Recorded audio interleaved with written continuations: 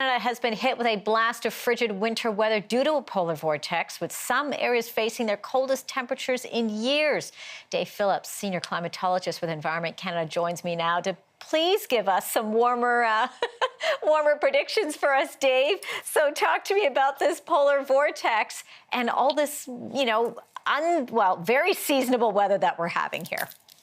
Well, Angie, it's been a long time coming. The story was, where was winter? And then finally in February it began. And so many times there's a cold wave that comes down from the north, and everybody blames it on the polar vortex. I mean, you can get cold air from Alaska, the Yukon, or the Arctic that is not polar vortex, but this one is. And it is this way because of a couple of things. First of all, that it's going everywhere. I mean, it's covered really from British Columbia to the Yukon down to Mississippi in the States. So it's covered a good chunk of North America. It's also the source region. We know it's coming from Siberia over the North Pole and then spreading down across the south. And also the duration, Angie. I mean, it's not just a 1 or 2 day wonder. This thing has been around for 2 weeks now. And we saw yesterday, for example, in Winnipeg, they reached their coldest February, the 13th ever, minus 39 degrees. So it really is the bully, the weather bully, and it's occupied so much of the area. But, Angie, it's coming to an end. Good.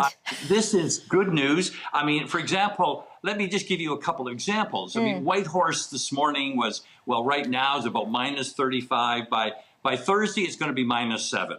Wow. Take Edmonton. It's probably minus 23 right now, colder than it really should be. By Saturday, plus 2 and sunshine. So we see this cold air is finally going to leave it this week. A couple of days, we still have to endure it. But there is light at the end of that tunnel, and it's probably late week and into the weekend. We'll be shedding our garments, and it'll be not muscle shirts and tank tops, but it will be that layered down look, and this will be maybe a distant memory.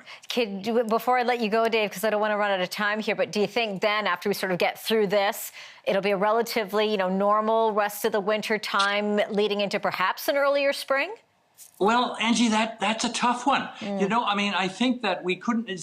A polar vortex can come back, but the days are getting longer. Every day is 3 minutes longer. That sun, you feel even today on a cold day, you can feel more warmth in February than you do in December, January. So my sense is you can't write the obituary on winter quite yet. But it is, I think the toughest part of winter is clearly behind us. And spring, I mean, we're showing normal to slightly warmer than normal, certainly better than what we've had for the last 2 weeks. All right. Well, you've made a smile on my face, and I think on the faces of Canadians right across this country, Dave, as you always do. Dave Phillips, always a pleasure. Stay warm out there. But we know, stay warm, but we know that those frigid temperatures are eventually going to just come up. Thanks a lot, Dave. Take care. Okay. Thank you. Bye-bye.